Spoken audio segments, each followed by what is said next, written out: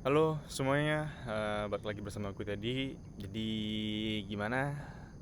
Teman-teman masih ingat di beberapa bulan yang lalu, udah lama ya, dari bulan Mei waktu kita ngobrol soal em, nabung di pintu ya, nabung dolar di pintu USDT.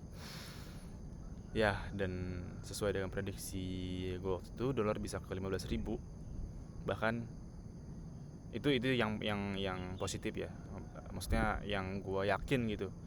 Dan yang gue nggak berharap yakin adalah dolar ke 16.000. Dan sekarang kita udah melihat dolar kemarin itu parah banget, itu menyentuh di 15.300-an. Untuk kalian yang udah backup, punya punya plan seperti gue waktu itu, mungkin ya sekarang sih enak ya, karena kita udah dapet cuan dan kita bisa jadiin itu sebagai hedging untuk inflasi, melawan inflasi. Tapi kalau untuk orang-orang yang nggak menyiapkan hal-hal seperti ini, ya mereka mengalami kerugian gitu, karena ketika harga dolarnya naik, maka contohnya dari sisi perusahaan kecil deh, UMKM aja, yang tahu tempe, UMKM tahu tempe, biasanya mereka kan beli kedelai itu kan, bahan produksinya kedelai ya, itu tuh dari mana?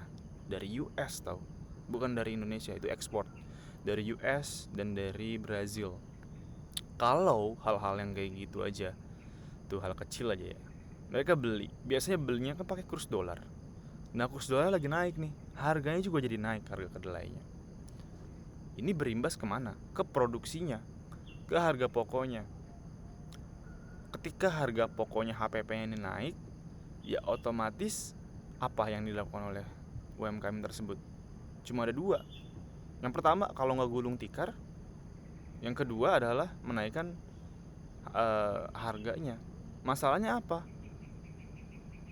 Kalau melihat kondisi saat ini tuh nggak mungkin untuk menaikkan harga terlalu besar. Kalau enggak nanti kalau dinaikkan, dipaksa naik, spend, belanja, orang-orang itu yang beli tuh bakal berkurang, customer mereka itu bakal berkurang. Ini mah sama aja dengan eh, tutup secara perlahan-lahan gitu, bangkrut secara perlahan-lahan. Nah, kira-kira kayak gitu ngerinya. Itu baru di industri UMKM loh, yang kecil loh. Kita belum bicara industri yang besar, corporate besar yang pakai dolar untuk liability, untuk minjam, uh, apa ya, perusahaan properti misalnya, atau perusahaan-perusahaan yang bergerak di bidang import gitu, itu juga terpengaruh.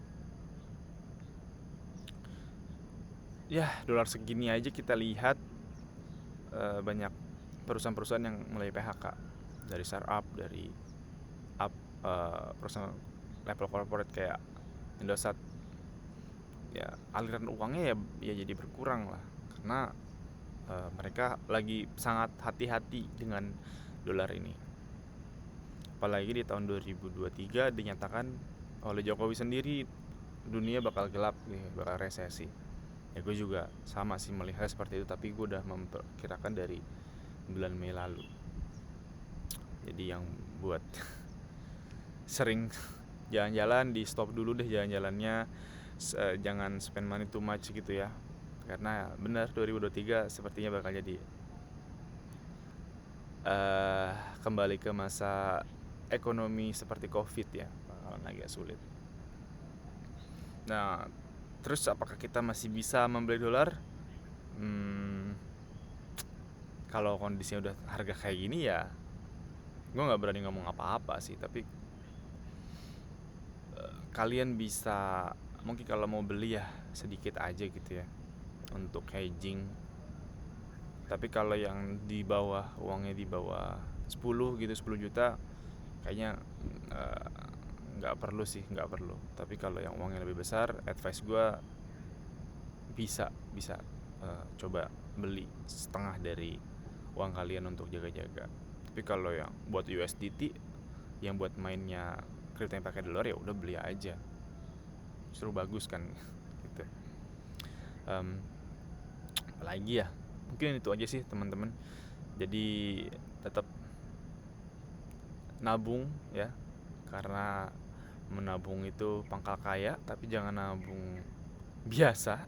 Karena nabung biasa itu sekarang bunga di bank tuh 0%. Jadi coba cari instrumen-instrumen lain yang menguntungkan untuk kita. Dah gitu aja. Bye bye.